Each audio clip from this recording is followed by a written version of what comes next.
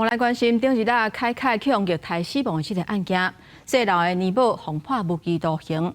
有网友伫咧公共政策网络参与平台提案，若苦毒囡仔上当就要判死刑。目前已经有13万人附议。不过法务部是回应讲，无要采纳这个建议案，受到外界各界批评。后来法务部阁解喙，讲会听各界意见，嘛会纳入未来修法的参考。最近真正传出虐待囡仔的案件，这个月初10，也就是母亲节进前，有万外的民众去甲开刀，呼吁都要阻挡苦毒囡仔的情形。即嘛有网友伫公共政策网络参与平台提议，希望加重虐待囡仔的刑责，上当会当判死刑。目前已经超过13万人附议。你杀了人就是越过法律的底线了，你不尊重别人的生命，那为什么别人要尊重你？我赞成，因为小朋友是未来的主人翁，我们一定要积极保护他们。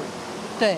所以我同意这么做。南韩证人案，他们的儿虐专法里面，凌虐致死，他们真的刑度就把它拉高到死刑。我们会诉求这个虐童致死刑度拉高到死刑。这项提议是伫今年2月20提出的。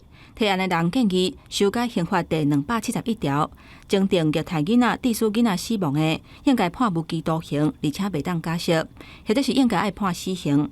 相时嘛提议修改刑法第286条，若甲16岁以下的人明知苦毒，或者是以其他的方式妨害这个囡仔的身心健全的发育者，判10年以上有期徒刑。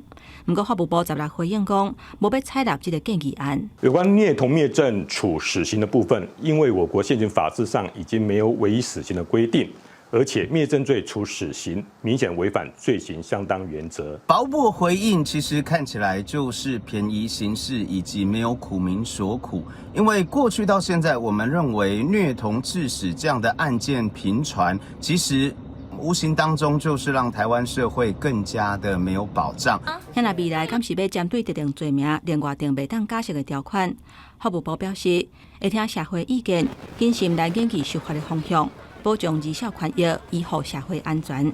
在修法进程这类的犯罪，法务部所属的检察机关一定会将严追诉，针对重大暴力犯罪受刑人，会严格审核，袂当假释。公视新闻台北报道。